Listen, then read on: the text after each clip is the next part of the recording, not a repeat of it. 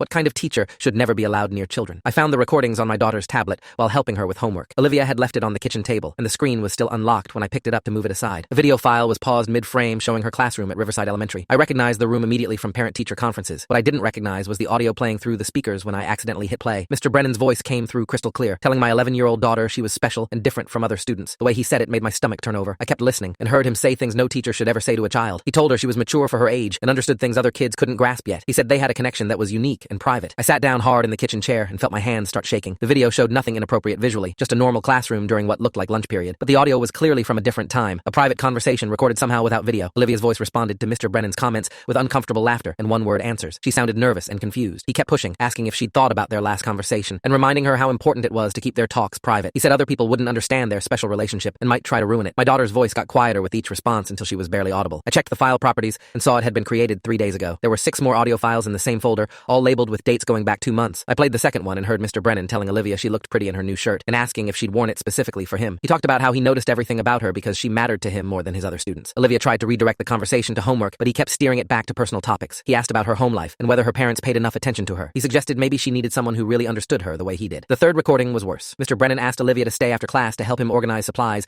but once the other students left, his tone changed completely. He told her she was becoming a beautiful young woman, and he felt lucky to be able to watch her grow up. He said most men wouldn't appreciate her the way he did because they couldn't see past her age to the person she really was inside. Olivia's breathing got faster on the recording, and she asked if she could go to her next class. He said in a minute that he just wanted to enjoy her company a little longer. He asked if she ever thought about him outside of school and seemed disappointed when she said no. I called my wife at work and told her to come home immediately. When she asked what was wrong, I couldn't even explain it over the phone. I just said it was about Olivia and school, and she needed to hear it herself. Rachel got home in 20 minutes and found me still sitting at the kitchen table with the tablet in front of me. I played her the first recording without any explanation. I watched her face go from confused to horrified as she listened to Mr. Brennan's voice talking to our daughter. Rachel grabbed the tablet and started going through all the files. We listened to each one together in complete silence, except for the recordings playing. The fourth file contained Mr. Brennan asking Olivia if she'd ever had a boyfriend, and then telling her that boys her age were immature and wouldn't know how to treat someone like her properly. He said when she was older, she'd understand what it meant to have a real connection with someone. He asked if she trusted him, and when she hesitated, he reminded her of all the times he'd helped her with difficult assignments and given her special attention. He said trust was the foundation of their relationship, and without it, he might not be able to continue giving her that extra support she needed. Olivia quickly said she trusted him, and he seemed satisfied. The fifth recording made Rachel cry. Mr. Brennan told Olivia she had a mature beauty that most girls her age didn't possess yet. He said he'd been teaching for 15 years and rarely encountered a student who affected him the way she did. He talked about how hard it was to maintain professional boundaries when he felt such a strong connection to someone. Olivia didn't respond, and he asked if he'd made her uncomfortable. She said no in a small voice, and he told her good, that he never wanted her to feel uncomfortable around him. He said they should keep having these private talks so they could develop their friendship without interference from people who wouldn't understand. The sixth recording was from just yesterday. Mr. Brennan asked Olivia to meet him in his classroom during lunch to discuss an upcoming project. When she arrived, he locked the door behind her and said he didn't want to be interrupted. He told her he'd been thinking about her all weekend and missed seeing her. What he did next made my blood run cold. To see the full story, click the link below or go on my channel.